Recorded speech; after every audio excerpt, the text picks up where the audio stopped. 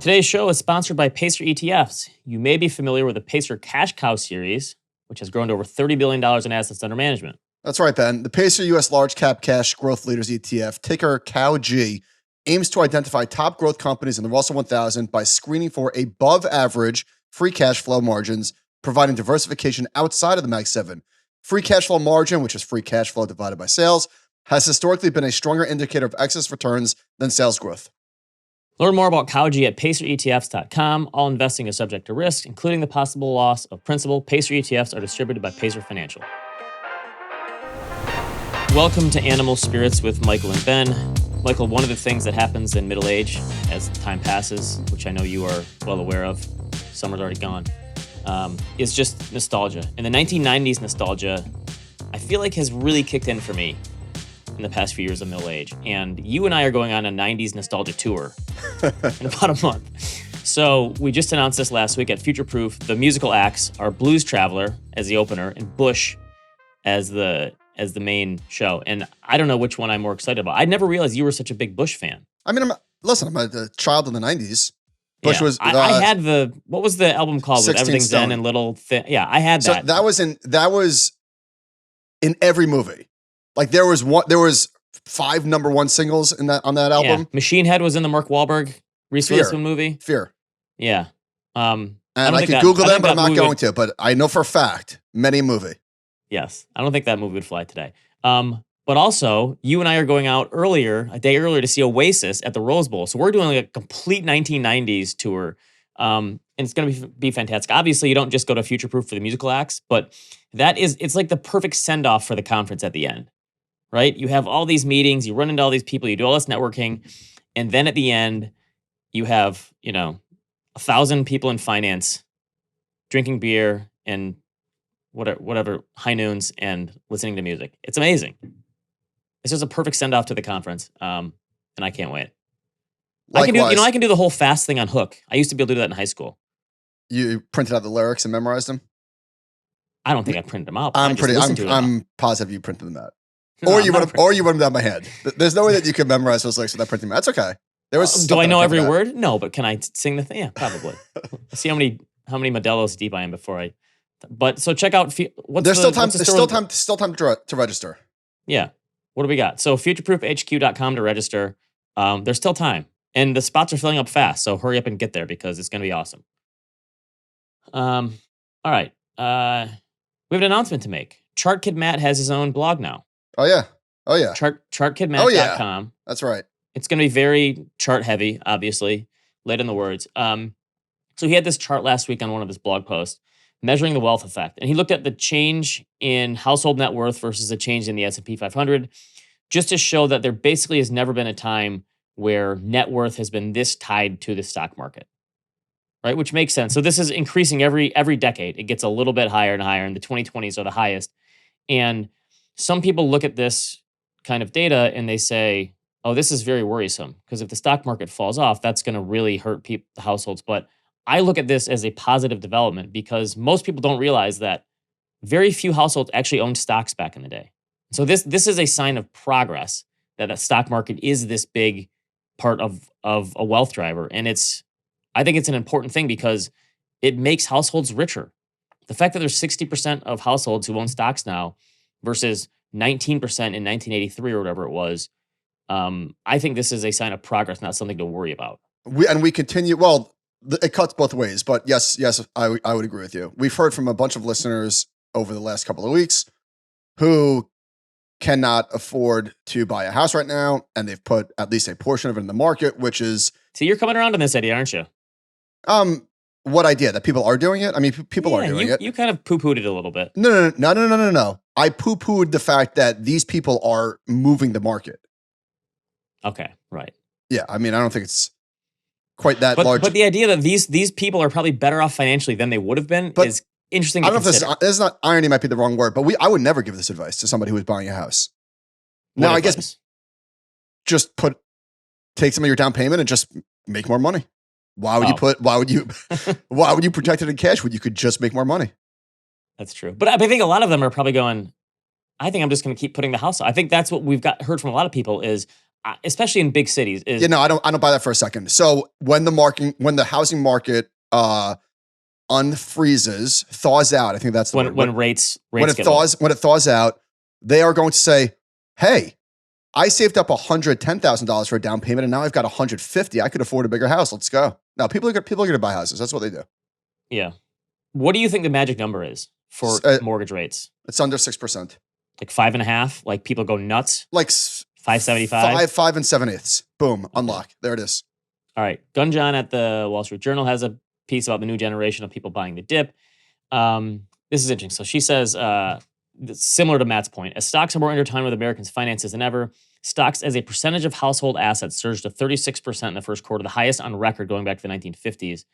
The share of total options activity that stems from these individual traders recently hovered around 20%, even higher than the peak during the 2021 meme stock mania. That surprises me. So that like the meme stock thing for most of this stuff wasn't the peak. It was just another goalpost along the way, another mile marker. I think it's hard to argue at this point that the stock market is not driving consumer spending and consumer decision making. Now, I had been on the other side of that probably, I don't know, when 2023. Josh was very vehement that, of course, it drives spending. I think my point was, and I still stand by this, if people don't look at their 401k and decide to spend more. So let's just say the middle cohort, the 20 to 40% of earners that do have a 401k, but don't have a brokerage account, don't have a side crypto account, don't have this and that. So if you have $55,000 in your 401k, and that's all the assets you have, and it climbs to $59,000, that doesn't impact your life decisions you're spending.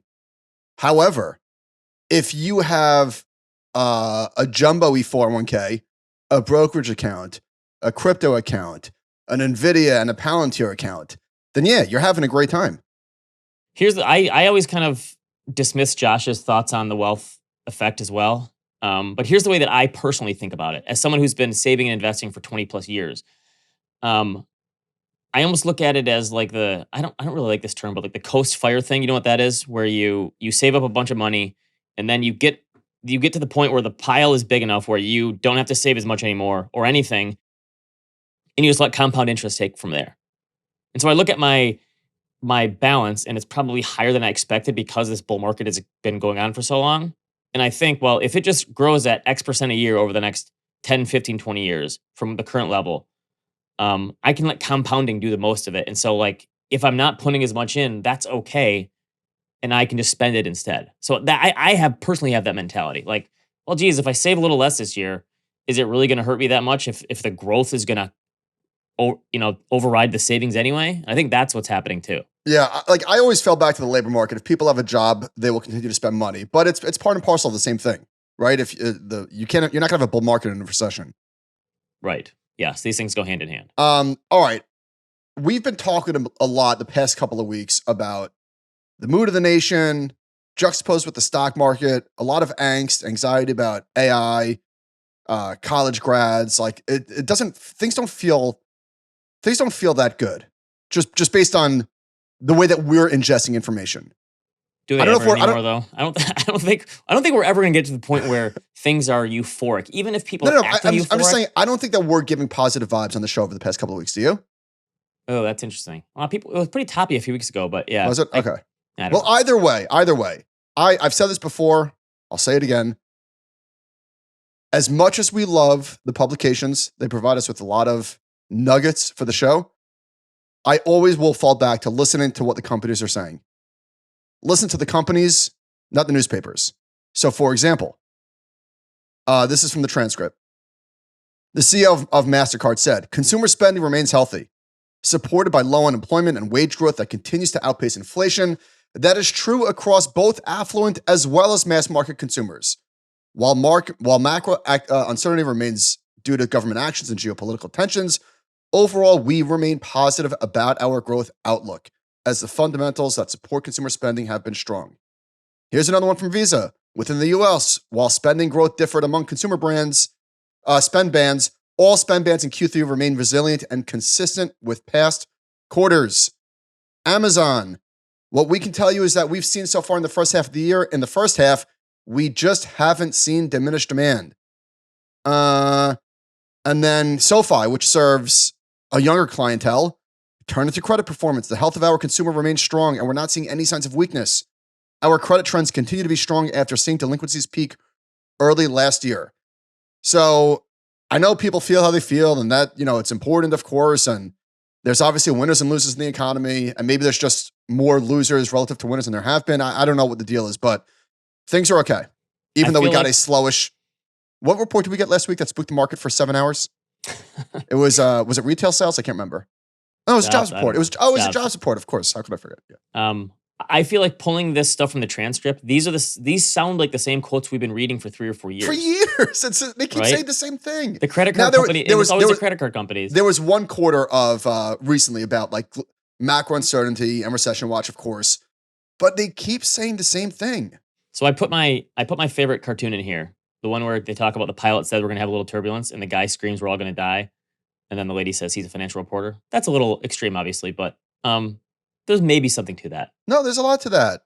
There is. All right. I had a little discussion. I think Lee Drogan was putting this out on Twitter, and I wanted to get your thoughts on this. So he was saying, can you really call it a bubble if it's literally just a handful of stocks? So yes. JP Morgan has this thing that shows the top 10. And they're trading at 29 times earnings, and the remaining stocks are trading at 21 times. So like if the only things that are quote unquote overvalued, however you want to say that, is a handful of stocks, can it really be a bubble? Okay, that's obviously not true though. It's not just a handful of stocks. But I guess if you think about, so if you look at the performance of the Nasdaq and the S&P versus everything else, the small caps, the mid caps, international stocks, those ones are obviously very muted. I guess the point, of course, there are other speculative areas, but it's not like in 1999, Coke was trading for 40 times earnings or something, and GE was trading for 40 or 50 times earnings. Like all these other stocks were overvalued as well. That was one of the biggest bubbles in history. So I'm looking, So I'm looking for like a better way to look at this, and I think it's the Nifty 50. So the Nifty 50. Do you ever read this thing from Jeremy Siegel about this? He wrote this in 1998. And he looked at the Nifty 50 and he looked at all their different PE ratios.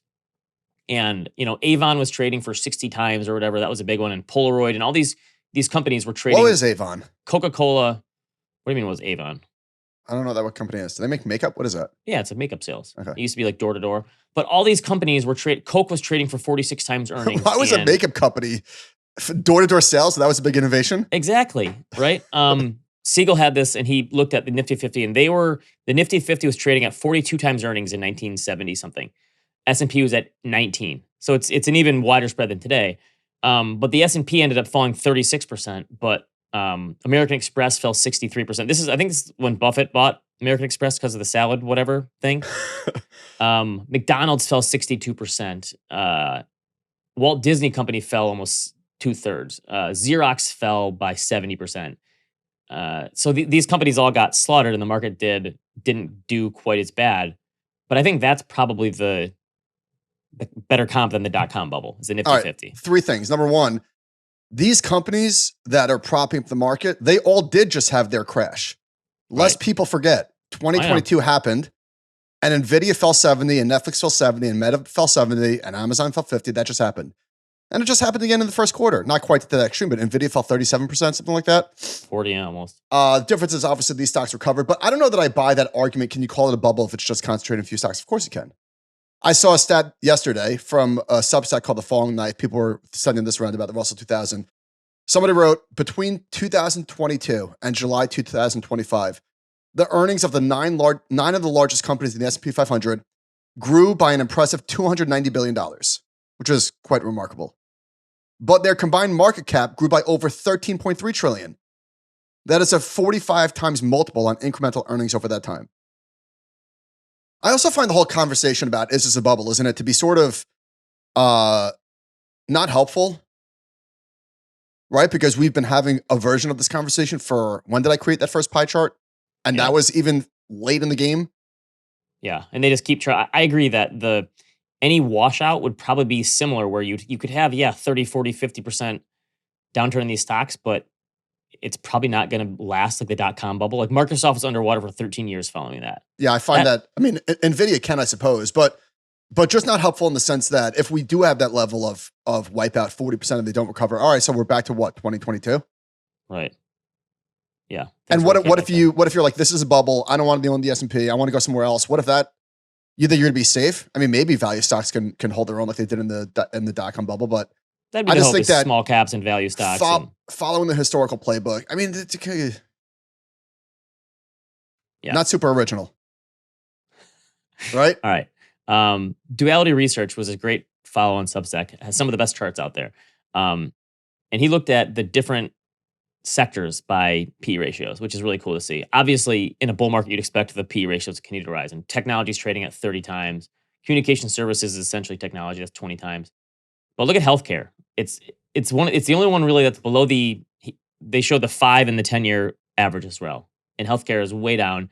It's now down to 8% or 9% of the total S&P. So if you had to guess, is healthcare the next energy, or is this like a massive buying opportunity? Not being a healthcare expert, like, how is there not going to be just massive healthcare spend by the baby boomers for the next 30 years? I literally know nothing about healthcare, but so I hate to give an opinion, but I would say opportunity. Sure seems like it, right? Here's another thing. I know you and Josh talked about falling knives a couple weeks ago, or maybe last week on What Are Your Thoughts? I feel like I should buy Nike and just close my eyes and plug my nose. Yeah, for the record, Nike is not a knife at all. Nike is where it was in June of 2024. So Nike has stabilized. It is above. It is above the 200-day moving average. This is. I mean, it's in a downtrend. Well, I guess depending on how you define it. But this is not a falling knife. But why should you buy Nike? Well, it's 60% below the lows. It's at levels that started first trading at in 2018. It's now the 98th biggest stock in the S&P. Here's my bull case. All my kids wear Nike. No, but head to toe, it's like, and that's all they wear. The Caitlin Clark thing. I think you're riding Caitlin Clark for 20 years. She's going to have her own shoes coming out soon. This is like that time I pitched the mining company because they were having the Olympics in Australia. Is the Nike brand really, because I know they had missteps. They tried to go straight to consumer, and they like took it off of Amazon, and they tried to just, hey, buy straight from us. And it was a disaster. And they need those other retail channels. And it sounds like they're figuring that out. But this just seems to me like a brand name thing where anytime Netflix falls 60 or 70%, you buy it because it happens so often. This just seems like a buy the brand type of dip. Fair. I don't own it, but not the worst thesis I've ever heard. All right, what's your Schwab thing? I feel like you've been tracking the Schwab index very closely lately. I have been. Well, listen, I don't know. The Schwab is the biggest brokerage in the world. Is it not? Is this not like, is there not $11 trillion there? It seems relatively important, no? Okay, what do you got? Why are you poo-pooing Schwab? I'm not. I'm just saying you. It's not Webull. No disrespect to Webull, but this is a big company. A lot of people here. S-Tax or Stacks? What do I call it? I call it Stacks. No, I call it S-Tax. You call it S-Tax. Either way. I guess the theme of this show is I'm confused. Narratives are all over the place, right? There are the Munger thing. If you're not confused, you're not paying attention. But especially now, there are obvious pockets of wildness. There are a lot of stocks that are not working. You could support whatever case you wanted to make about this market. You can make a credible argument, right? I think so. All right. So why I find this noteworthy is because, as we know, we had an all-time high in the S&P 500 in July, but Schwab clients, again, took a careful approach. The S-Tax climbed for the second straight month after 3 straight declines. But look at this. I mean, it's very low relative to where the market is. There's a huge gap. However they measure this proprietary index, which is quantitative, there's no feelings in here. But here is an interesting nugget. Clients tracked by S-Tax remained large net sellers on a dollar basis in the information technology sector once again, but flipped from selling to buying shares of NVIDIA. So for the past 2 months, NVIDIA was the single largest dollar stock sold on the platform. And then in July, it flipped to the number one buyer. Oh, wait, was it number one buyer? I don't know if it was number one buyer, but they were net buyers. So I think the most interesting thing about this is that they have the data going back to the meme stock mania in 2021, and it's nowhere close to that. That Right. was and that actually tracked the market perfectly. So I think young people, and I'm overgeneralizing here, that are participating in the meme stuff, some of the newer issues, some of the ETH treasury companies, which we're going to talk about later. I think there is a sense of euphoria there. But the older investors, I think, are very skeptical. I think that's a pretty clear divide. That makes sense. And guess who controls most of the money? Older investors. And when you say that Schwab probably skews older as well? Yeah, obviously. Yeah.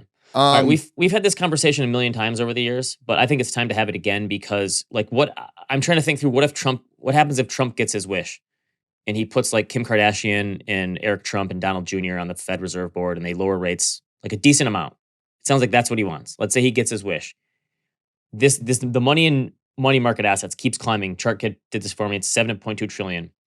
This thing kind of looks like the stock market in a lot of ways, lately at least. Are people going to finally get out of this if rates go to, I don't know, 2.5% or something?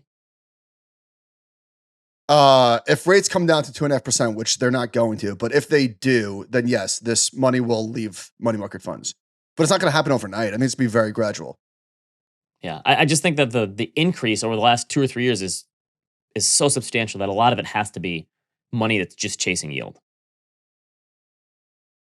But I think that you could still see this go up if money market rates stay at 3%. Do you think more than 3% is going to come out? Yeah, I don't. I'm preparing for a world that what if rates are lower than people actually expect?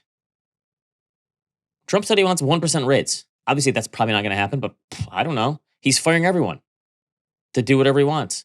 All right. Apropos of nothing, but this just happened.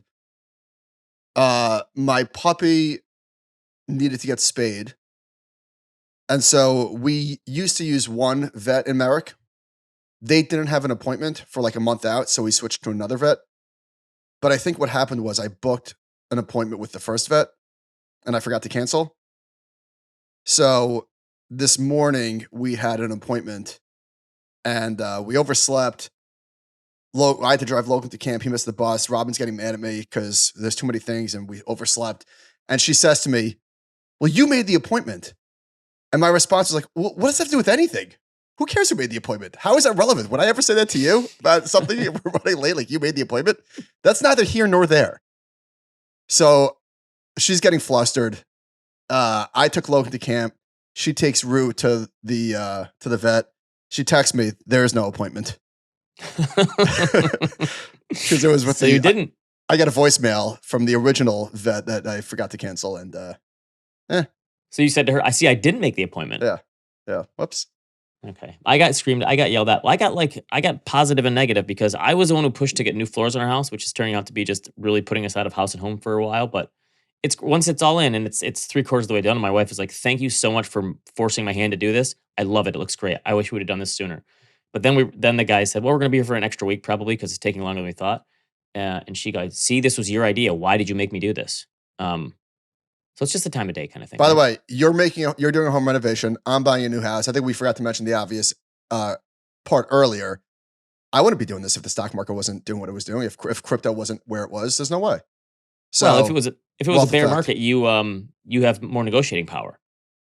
Yeah, but let's be honest. There's no way that you would have done that, and I would not have bought a new house if the market wasn't doing what it was doing. But I do think that the housing market could see a massive spike in activity even during a recession. I think that has nothing to do with what I just said. But I'm saying I think the stock market could be falling and we're in a recession and we could see housing market activity explode and people are going to go, "Wait, what?" More people are borrowing from a home equity line of credit. There's more buys, there's more sells. I think that is a very likely possibility and people are going to be like, "What?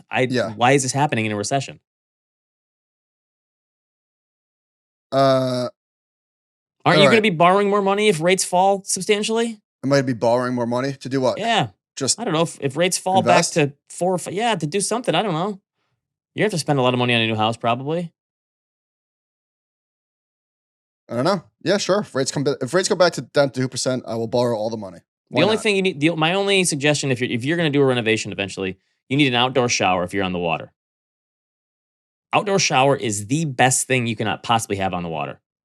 You get off the boat, kids don't go inside, take a shower outside immediately, then you're clean for the day.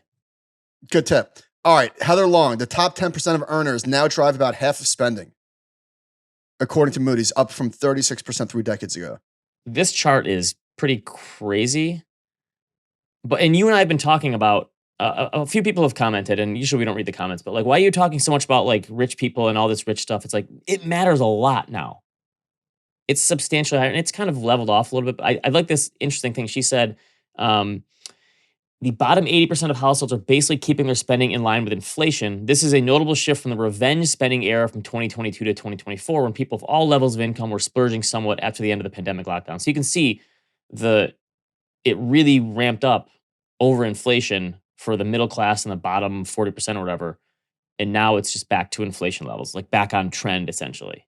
Whereas the top 20% continues to be way, way above trend in terms of spending. She said whether we go into a recession will depend almost entirely on whether the top 10 or 20% of earners keep spending. So this is why we keep talking about rich people. And also, I think that, isn't there a K-shaped recovery or a K-shaped economy in the stock market? Look at how many stocks are getting annihilated. How many stocks are doing nothing over a 5-year period? I feel like the K-shaped thing is a relatively new term. I kind of like it. Like this decade. I don't remember hearing about it prior to this decade.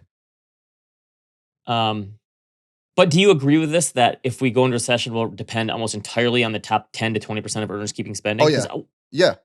But what stops them from, it's kind of a chicken and the egg thing. Like, what stops them? The stock market falls. But what makes the stock market fall? A recession, or I guess it's just AI, but that's the thing, right? But a lot of like the luxury spending stalled out in 2022. The handbags, the Ferraris, the nonsense. Yeah, but you had other people revenge spending then. I think that's the thing. So is this the case where we could actually see this for once? Because usually it doesn't happen like this. Usually it's the other way around. Could we see the stock market cause a recession? If the stock market falls because of AI spend and expectations, and that causes people to pull on their spending, and that causes a recession. Could we? Because that usually doesn't happen. So could the stock market actually cause a recession this time? Definitely. Okay. All right. Another one from the Wall Street Journal. Was this Gunjan again? Yeah. Another Gunjan one. All right. Speaking of rich people, the U.S. added more than 1,000 millionaires every day for the last year. That's nuts. Billionaire club grew by more than 50% between 2015 and 2024. The story is how flying on a private jet became the #1 marker of real wealth. This was interesting to me because they talked about all these people who fly private, and they said this one guy, Kevin Hooks, who I guess he sold his company like 20 years ago. He's a FlexJet client, said he spends around $800 to $1,000 annually on private flights. He has noticed plane hangars around the country growing more crowded because of increased demand since the pandemic. So way more rich people means way more people flying private. Now, I looked at this. Nick Majuli talked about this with me a couple weeks ago. So I listened to this podcast on MoneyWise, which is the kind of podcast you don't want to listen to if you get very jealous of really rich people. It's all about people who have founders who have had exits and how they spend their money. Sam Parr puts it on. It's really well done. But if you get like, again, very jealous and envious, don't listen to this podcast because it's how like the top 0.1% lives. So they said to start flying private costs around $10,000 an hour. And that's like buying shares in one of these, you're essentially a timeshare private jet. And it goes up substantially from there, obviously, if you own your own jet. But then they looked at, this was this private jet expert. They looked at what income and net worth do people start flying private. I don't know if you looked at this, but what do you think is a net income or net worth where people start flying private? Not all the time, but sometimes. I'll answer your question in a second, but this chart is a face blower. There are 475,000 people worth more than 30 million. Is this just in the US or is this global? That's a good question. I don't know. That sounds impossible, right? Like there's that many people with that much money?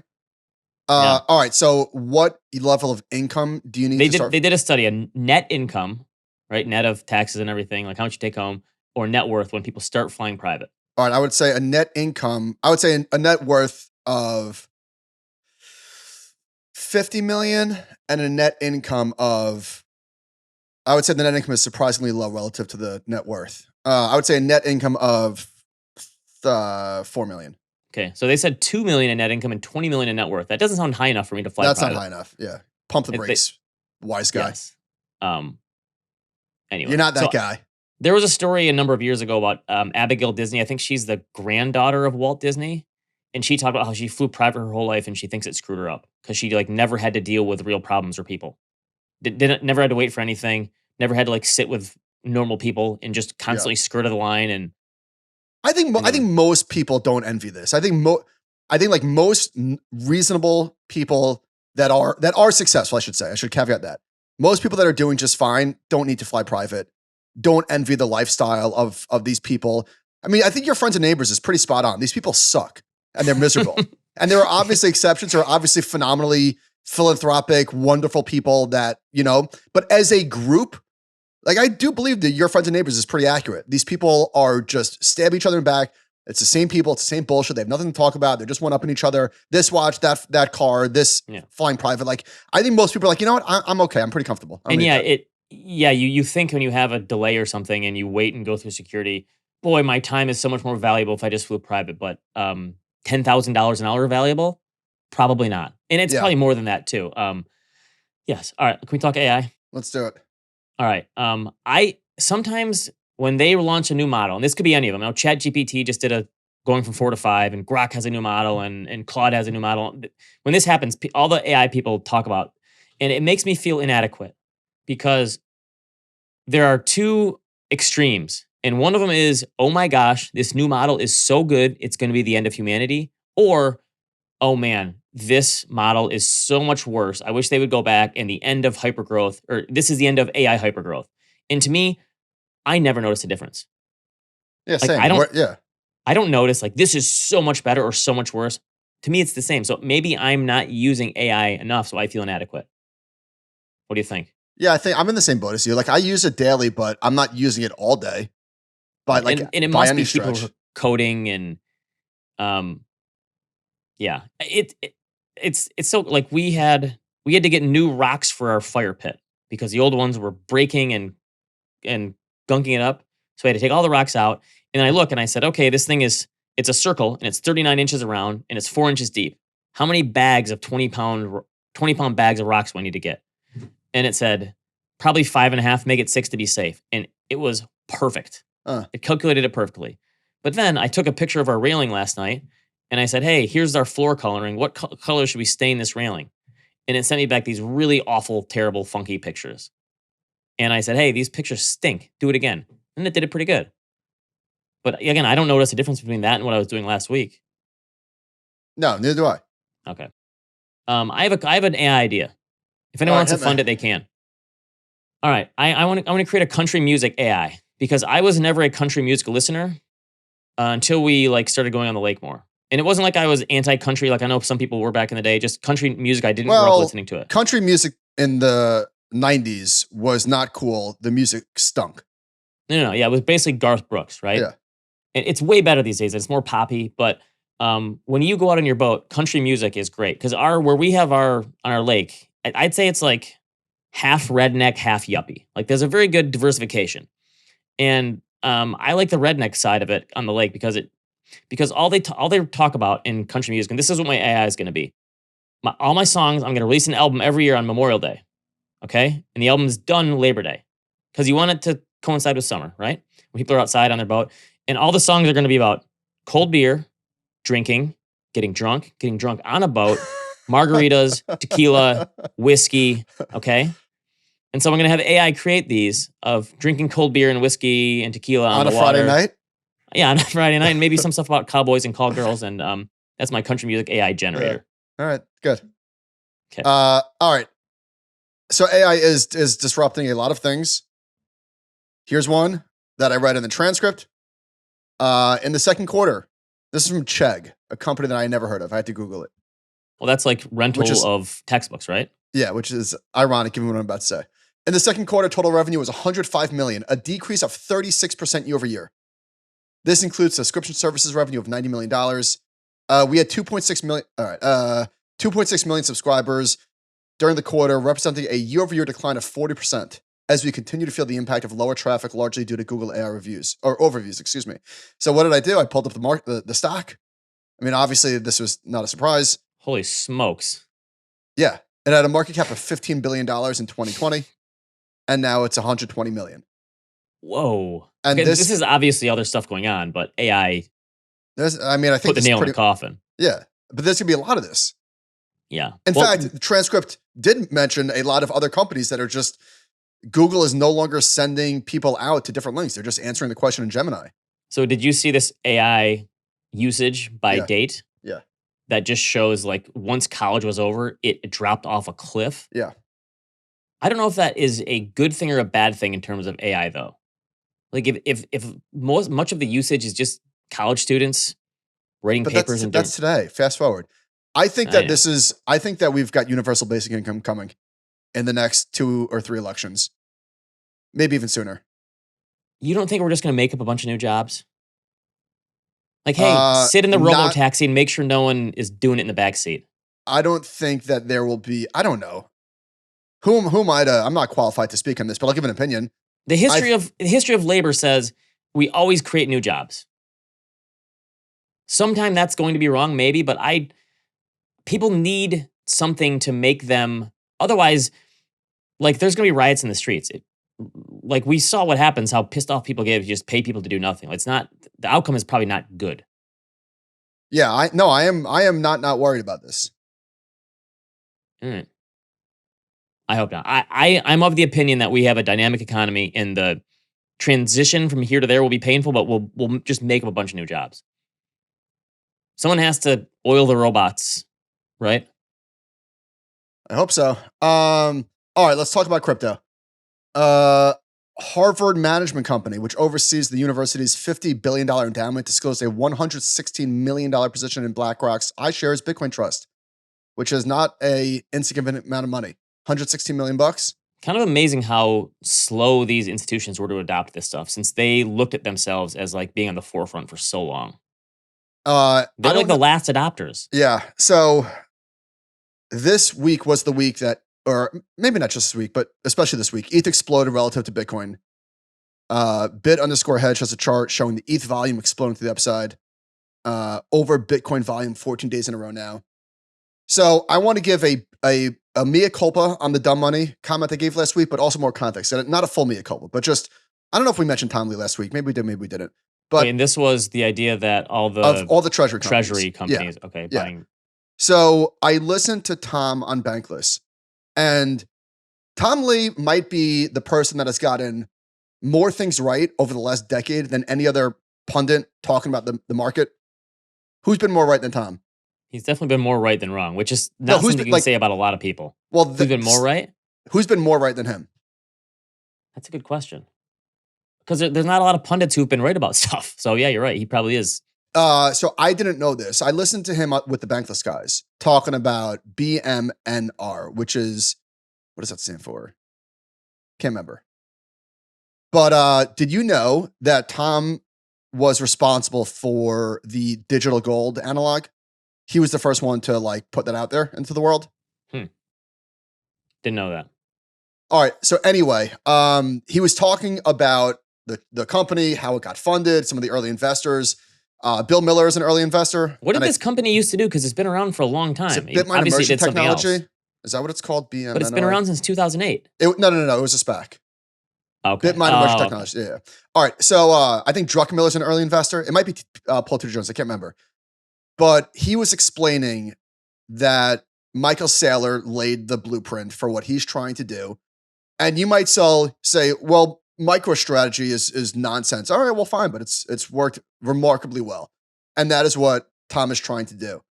So he spoke about like the liquidity and the number of ETH per share count and the liquidity. Did I say liquidity already? And the velocity and also the liquidity. Yep. So anyway, look at this chart that chart Matt made. For the listeners, Matt charted the S&P 500 constituents, and he looked at the market cap versus the 30-day average trading volume. And he included Bitmine Technologies, which is obviously not in the S&P. Look how far off the charts this thing is. Right. So it traded it traded more yesterday than like it's one of the top volume stocks in the market. So the thing that you were saying last week, the whole idea is like, so these companies are just going to borrow money to buy an asset. Like, how does that end up well? Right. That's the word. Like, oh, okay, you're just going to borrow money to buy stuff, and then it'll keep going up and up forever. That's like the rational response to this. So I think Tom Bitmine they just did a $20 billion equity offering, or at least that hit the wires today. So Ryan Adams tweeted that Tom is the first to $1 million in ETH. They're trying to get to 5% of all ETH supply. And if anybody can do it, I suppose it's him. Tom Dunleavy tweeted, for what it's worth, I'm still getting decks for 9-figure ETH and Bitcoin digital asset treasuries that are close to being filled. No stopping this train anytime soon. Okay. However, so I would say Tom is in a different category, because if there's anybody that can galvanize the crew and get people to believe, and the velocity and the liquidity and the wheel spinning and dilution and more ETH and blah, blah, blah, it's him. However, this will not end well for a lot of copycat companies. Like, I don't think everybody can make the strategy work. So for example, the FT just did a post. The title was "Why Struggling Companies Are Loading Up on Bitcoin." So here we go. 3 months ago, George Karam had never considered for a moment that his semiconductor company might start buying Bitcoin.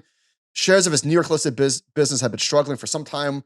When he read about a healthcare company that had bought the digital currency and seen its stock price soar, the French chief executive says he began reading about Bitcoin and became intrigued after a failed deal spooked investors. He says, I was looking for ways to unlock the value of the company. Sequence Communications raised $384 million from debt and equity markets to spend on buying the world's most popular token.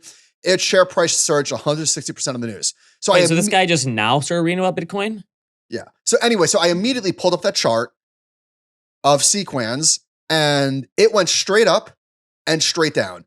Yeah. So for everybody else, for all of the 154 public companies, according to Financial Times, that have either raised or committed to raise a combined total of $98 billion in order to buy crypto, I can't imagine this working for all of them. In fact, I would bet a lot of money that it won't. And for people that are piling in, I mean, if you're piling into these other ones just because you're hoping to save your company or whatever, like this, I'm sorry, this is dumb. Yeah, their funding will dry up, it might work. Not everybody can have a premium to their NAV. No, it's Michael Saylor and it's Tom, and maybe it's the Trumps, but so that was just my mea culpa ish. That makes sense. Anyhow, all right, moving on. So the spread between the 30-year mortgage and 10-year U.S. Treasury yields is coming down, but it's still too high, 2.6%. See, this is how we lower mortgage rates, though. All the Fed has to do is say, we want the spread to be lower, and it immediately happens. Don't you think? I've been saying this for a while. All right, you've heard of the 50-30-20 rule? Personal finance rule. What is it? So the rule of thumb is you spend 50% of your budget on necessities, housing, transportation, etc. 30% on your wants and desires, whatever, entertainment, eating out, clothes, that sort of thing. And then 20% on saving, paying down debt. This is a rule of thumb, obviously, and they're not always close. But of that 50 for your necessities, typically the number that's thrown out is you want to spend $30 on your monthly housing payment, be it rent or mortgage. Okay? Redfin says a household on the median income would need to spend 39% of their earnings on a house to buy a medium price home today. And basically saying that it's pretty unaffordable for anyone in the, most of the population to afford today. Obvious, right? You're spending much. But this got me thinking, for anyone who owned pre-2021, it's got to be, and who refinanced at 3% or lower, it's got to be way, way lower than 30% for them, especially as incomes have risen. So for the 65% of households that own a home already, obviously it stinks if you're one of these people who doesn't, but if you own a home already, you are in such a good position relative budget-wise. It's like the luckiest budgeting thing that's ever happened for people. I mean, the average for them probably has to be 20% or so. Think about that gap between what you'd have to spend now and what you currently spend and what the difference is. And all that money is going into money markets and the stock market and whatever, right? Renovations, all this stuff. All right, Jeffrey Patak had a piece in Morningstar. 75% of alternative mutual funds have died. There are lessons in that for would-be private market investors. And he starts the piece by saying, on January 1st, 2015, there were 1,345 alternative mutual funds in existence. Those funds followed approaches that utilize hedging, shorting, or trend following. Guess how many of those alternative funds still exist? 341. The other 1,000 or so have been liquidated or merged away, a 75% mortality rate. That is pretty wild. Crazy. I think this actually is a perfect encapsulation of what's coming for private markets into 401ks and individuals. Right. I totally am on board with this as an analogy. I'm not at all. Not even a little. Not necessarily that, like, I think just not working very well. I think that this is I understand what Jeffrey's saying, but I think the big difference is, and I'm not all right. These strategies were launched to save people from a bear market, to save people from a colossal bear market, and to do the impossible, which was not have any downside and get most of the upside. A lot of these strategies cannot work by definition. Right? I think they did in the past. You're saying they got they were launched as a result. Away. They were launched as a result of the great financial crisis. And a lot of these strategies were just impossible. They're trying to beat the market, not have downside, get the upside. Just it cannot be done. These were dumb strategies. And private equity and private credit, I'm not saying that they're all going to work or that they're all going to deliver alpha or excess returns or any of that, but these are apples and oranges. I just think that trying to roll this stuff out to retail and the illiquidity mismatch that's going to occur, I don't think that it's going to work very well. I think the results are it's not going to be a catastrophe and it's not going to blow up people's retirements. I just think people are going to be very disappointed in the results. Well, that I'm 100% on board with. I think that so there was a law passed last week, or was it signed, about letting private assets into 401ks? It's getting there. I think you mentioned the illiquidity mismatch. There is no liquidity in 401k. I mean, like if you're going to have it anywhere, I guess it's a sensible spot to put it. But I am fully on board with investors being disappointed. But I also don't think it's going to be the catastrophe that a lot of people are saying it's going to be. What's the opposite of virtue signaling? I don't know.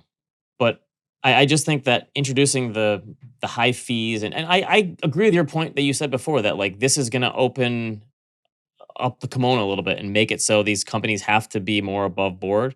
And I think that's just going to lead to worse and worse results. And people are going to go, why did I not just have my money in index fund instead of this? What was I doing? So I think the main entrance is it's going to be target date funds. And do I want this to exist? No, but there's a lot of things that I don't want to exist that do. So whatever. Here's the thing though. The alternative, it's kind of like if you invested in actively managed mutual funds that underperformed, you were still invested. You just didn't do as well as the index. I think this is probably kind of the same thing, only the bigger spread because fees are higher. You're still going to do okay because you're going to be fully invested into equity of something, but it's just you're going to look at it and go, oh, I could have done way better if I would have just done this simple, easy thing. I'm not sure that private credit is going to underperform the ag. Oh, no, it shouldn't. I hope not. It's going to be like high yield, right? Yeah. So anyway, I think there's a lot of hemming and hawing. I think people are getting a little hysterical. We don't even know what's coming yet. And I get it. Will investors be better served in these products? Probably not. Will the managers be better served? Obviously. So I understand why people like us are writing articles and pushing back. I totally get it. But I don't think that this is going to cause a retirement crisis or anything even of the sort. Yeah, I hope not. Yeah, it's not like people are going to be ready. This isn't something that people are asking for. So it's not like people are going to go, okay, great, I'm going to put all my money into this. Yeah. All right, you know what? Can we just skip this whole article? There was an article in the FT about the troubling decline in consciousness, the critical life skills fading out, and especially fast among young adults. Can we just skip it? It's enough. I was going to short this one. All right, me too. It is enough. It is really enough. We understand that social media and a lot of different forces are converging and making it hard to be a young person. Guess what? It's always been hard. You know, the thing is, I don't want to add to the misery. So I've had 4 or 5 conversations in the past 2 months with college students who've reached out and said, "Hey, I'd love to talk to you and pick your brain," that sort of thing. I'm always happy to have those conversations. And these kids, this is like a sample size bias thing or selection bias or whatever. These kids are so far ahead of the game where I was. And I talked to a high school senior yesterday. I talked to like college seniors. They know what they want to do. I had no idea what I wanted to do. I had no clue. And the only reason they do is because they have the internet now. And so like these people are so far ahead of the game in terms of learning and understanding what they want to do than I was at that age. And so they're obviously there are negatives of this stuff, but the Oh, there's positives a too. loneliness epidemic. Oh yeah, you know what I did when I was 17? I remember sometimes being home in the summer, looking out my window, I did that too. looking just out my thinking- window. I was like, who should I call? I don't really know anybody. All right, my friends, I don't know what that person is. Right. Right? Yeah. It's enough. Yeah, I agree. For the college people that I speak with, again, small sample size, but like they seem perfectly fine. And I'm sure not, they're all not. I'm sure that this is not like completely fabricated, but it just is enough. It's getting too much oxygen. Let's move on. They just need to party a little bit more. That's all they need to do. All right. Big week for streaming and entertainment. So Alex Morris wrote, after 7 years with the ESPN Plus diversion, a product compromise made in 2018 that reflected a combination of an unclear strategic vision, concerns about business model disruption, and significant technical challenges that needed to be addressed, the day has finally come where cord cutters can directly access all of ESPN's content. This is big. We've been talking about this for a long time. How much is this going to cost? I think this is going to be I don't think this is going to work. $25. Who's going to want to pay 30 or 40 bucks for ESPN? That's your only way to access it? Why not just double that and buy YouTube TV for 80 then? Why would you pay for just ESPN? I think this is going to be a bomb. I don't think this is going to work at all. You might be right. Here's another one. It's way too much for ESPN because you still don't get all the games for everything else. Like, I know they're trying to buy stuff, but you still have all these other places you have to go to get games. It doesn't give you everything. I don't want to pay 40 bucks a month to watch Stephen A. Smith and scream at me all day. No, well, nobody watches that. It's for the games. All right, here's another one. Paramount. So no more pay-per-view for UFC fights. Mark Shapiro, TK Group's president and COO, said the pay-per-view model is a thing of the past. What's on pay-per-view anymore? Boxing? So instead of pay-per-view, you pay for Paramount? So Paramount Plus is getting UFC fights. So they're paying $1.1 billion to UFC for 7 years. That is good for them. What is there going to be more overspending on? AI CapEx or live action sports? Because eventually these places are going to overdo it. Because they're going to go, listen, we need live action to get people to pay. And they're going to way overspend. And they're going to go, oh my gosh, what were we thinking? It is interesting. Although I still think the streaming, like today's options, even though we're probably not saving money. In fact, I'm sure I'm paying more because now I pay for cable and I still pay for all this stuff. Oh yeah. But I'm a much happier viewer, much more to watch. Yeah. It's just not as easy to switch back and forth, but yeah, it's more. You know what stinks though? I have the app that looks where stuff is streaming like a movie. You pull up a movie and it'll go, this movie is not streaming anywhere. That means it's just gone forever? Do I have to buy a Blu-ray player? Well, you buy everything on Prime for the most part. Yeah, but I'm saying some of these streamers, these movies, I wanted to watch PCU. I'm going back in the 90s nostalgia. It's not streaming anywhere. You can't even rent it. Nothing. There's something like that. All right. Story time. So one of the cool things about being a parent is seeing your kids do stuff that you like and doing it with them. Like my daughter loves to shoot baskets in the driveway. That's one of my favorite pastimes. I would go out for hours and hours and just shoot baskets. Back to being lonely, right? By myself. I had a loneliness epidemic, I guess. But wait, I think it's also what was that word? Loneliness epidemic, right? But I think it's also cool to like experience things that you never did through them. Like my 2 daughters both love playing soccer. I never played soccer when I was growing up. I never watched it. I was never a soccer fan. And now I love it because they play, right? And my son, God bless him, he has a little bit of redneck in him. And I say that as a term of endearment because I have plenty of rednecks in my family. Again, term of endearment. My dad was never like an outdoorsman, but all of his brothers hunt and fish. And a lot of my cousins do too. It just that bug never bit us. And I think my son got this aspect of them. He got the Carlson redneck gene in him. And so fishing is literally his favorite thing. He loves to go fishing. And I don't like fishing, but I'd like to do it with him. And all I do, I'm just there to service him. I change the hooks when he gets tangled or cuts a line, you know. I'm afraid I to take the hook untangle. out of the mouth. Yeah. He does that now by himself. He like grabs the fish by the mouth. Like he knows all this stuff. He puts the worm on himself. We're getting into lures. So for the whole summer, he's wanted to go charter fishing. He's never done it. So we went on Lake Michigan this past weekend, charter fishing. And he absolutely loved it. I put some pictures in here for you to look at. We got these huge king salmon, huge fish. Oh, those are salmon? Yeah, on Lake Michigan. Huge. I mean, Did you eat them? they filleted them for us and we're going to cook them up. I can't wait. I'm going to be eating salmon for weeks.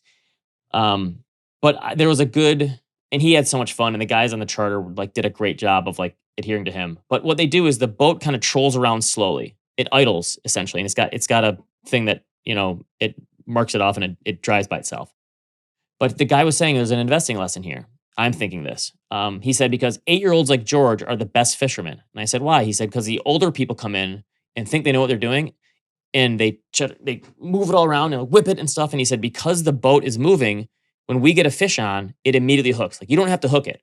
All you have to do is literally reel it in, which was a fun part. But you reel it in for like 15 minutes because it took a while because it was so far. It was like 80 or 100 feet deep. That's where you found the salmon. Oh, wow. But he's saying all these guys come on the boat, and I tell them once or twice, don't whip it or otherwise it's going to come off the hook. And they never listen, and they're terrible fishermen. But he said, your son, he'll just reel it in and pull it in, and those are the best ones because they don't move it around so much. There's an investing parallel there, right? Anyway, charter fishing. Buy ether treasury companies. Is that what you're trying to say? Exactly. Not something I'd ever want to do on my own or again, but now that he's got the bug, he had the best time of his life. He told me it was the greatest day he's ever had in his life. A lot. And again, this is not something I would choose to do, but my brother-in-law came. He's a big fisherman. My father-in-law likes to fish. And I'm just kind of there for the beer and outdoors. All right. I've also got a little redneck in me. My stepfather is a redneck. And he took me hunting a few times. Not for me. I love animals. I want to shoot animals. And it's boring. Oh, wait, sorry. Speaking of that, the first fish he took out of the water, he gets the fish out, and you have to like put it out of its misery, right? So the fisherman punches the fish in the face to knock it out. And my son just goes, oh, like he thought that was the coolest thing ever. I think he was just showing off, but. Yeah, my stepdad has got the big grizzly beard. He wears a cowboy hat, like really and truly. He does not look like he's from around here. So anyway, he bought a cabin in like the 90s, and he gave it to us and his sons. And so we take care of it now, and I had to go to the bank to deposit a check for something for the cabin. I don't know what it was. So I went to the bank. I filled out a deposit slip for $1,500. I gave it to the teller, and he said, you got the money? And I said, yep. There's a deposit slip right there. And he's looking at me, and I'm looking at him, and he's looking at me. I'm like, I gave him like, what's the problem? And he said, sir, do you have money? So you had no check, just a deposit slip? Oh, it's been a while. Sorry. It has been a while. I actually need to give you money. That's right. So I had to go home and get a check. Whoops. All right. Recommendations. So last week, you're like, oh, light week for you. I forgot. I did go to the movies last week. I saw Together, the David Franco movie. Excuse me, not James. He's in a couple of horror movies now. What's the other one he did? Cabin something in a. They did an Airbnb. I don't know. I watched that one. You did? Because he's doing these movies. Oh, he directed that movie. Yeah. Did he direct this one too? You know what? You're right. He did not direct this movie. Okay. Dave Franco cabin movie. What was that? The Rental. Yeah. It was okay. I saw The Rental. Yeah, it was good. I enjoyed it. Anyway, Together was good. Together was a good time. Right down the middle. Genre horror or thriller? It wasn't really horror, but it was fun. And then speaking of fun, The Naked Gun. So that is, I don't know if we've ever spoken about this. That is like my number one laugh track. That is the first comedy that I remember dying laughing at. We still talk about it all the time. Yeah. Yeah. So the new one held true. Like it was just joke. I belly laughed 2 times. It was everything I wanted. Was it an hour and a half? It was an hour and a half. And you know what? I know we're getting old. I fell asleep twice. Like I was falling asleep during an 80-minute movie. My friends and I grew up, we quoted Naked Gun quite a bit. Yeah. That was a movie for us, for sure. Really good. All right, and finally, actually not finally, I have one more. Weapons. The hype is real. Are you seeing this? You're not seeing this movie, but you've seen the hype, right? Never heard of it. What is it? Really? So my dad texted me yesterday. My dad went to go see Weapons during the middle of the day, and he does not go to the movies a lot, but that's how hyped it was. Okay. It's another horror Weapons movie. is you like Barbarian, Okay, I like that one, yeah. right? Same director. Okay. Julie If I like Garner, Barbarians, would I like this or not? Josh Brolin. This is a great movie. Well, I like really Josh was. Brolin. Okay. So here's the plot. At 2:17 a.m., all of the children in a classroom, except for one, run out their front door and disappear. Okay. So it's like a mystery horror thriller. Okay. All right. Very funny. Very good. All right. And lastly, I was talking about this with Chris. He was asking me about Parasite, and I was trying to explain to him the plot, and I totally forgot what it was about. Okay. So I rewatched it. That is a good movie. I think it's one of the best movies of this century. Yeah, not a hot take at all. Did it win Best Picture? Yes. Okay. That was a great movie. I liked it. Okay. I had an email from a listener a couple weeks ago saying, how has Ben not watched Lessons in Chemistry yet? And I said, Never heard of it. It's a miniseries on Apple. It's got Brie Larson stars, and it's got Bill Pullman's son on it, who is fantastic. He is really good. He's going to be a great actor. Louis Pullman. I don't know he had a son. I kind of didn't realize. I had to look him up, but so it's a miniseries based on a book. It's about. I love shows and stuff set in the 1960s, Mad Men style. It's like Brie Larson plays a chemist, and she's sexually discriminated against because she's a woman. They don't think she can do it. Then she takes her chemistry lessons and turns it into a cooking show, like using chemistry and heat and stuff, an understanding of chemistry to make better food. And it's just really well done. Apple not a Michael show, sorry, but Apple's shows are just very high quality, good acting, like it looks good. It's just very high quality. We're 2 episodes away. We cruised through the first 6 episodes. Very good. I liked it. Finally, my daughter and I watched Karate Kid 2. After the first, I forgot how bad the second one was. Oh my God, what a fall off. Just awful. Did she like it? She kind of liked it okay. But one of the things she said, but again, after watching both movies was, it's so funny to see all the teens wearing jeans. Like Daniel does his final fight, he's wearing blue jeans. She said no one wears, like all the kids today are slobs. They wear pajama pants or yoga pants or joggers. Kids don't wear jeans anymore. And I never would have thought in a million years you could have disrupted jeans. And what if jeans are just like totally disrupted? Interesting. If young people don't wear them anymore. Do you remember jeans with the stretchy waist? Oh yeah, that's right. You're not talking about like for like pregnant people, right? No, for little boys. Okay. No, I don't remember those. It was like an elastic waist, right? Because 7-year-olds don't want to wear belts. Oh, okay. Oh yeah. Okay, yeah, that makes sense. But yeah, kids don't wear jeans. Like maybe a little bit, but my daughter's like, I'm probably never wearing jeans. I said, you need to be the one who brings it back. What a shame. Bunch of slobs. All right. What else? Nothing. Sign up for Future Proof. Check out Talking Wealth, our advisor only channel. What else? Good Talk Your Books lately we've been having. Summer's Email over. us. Animalspirits@thecompoundnews.com, and see you next time.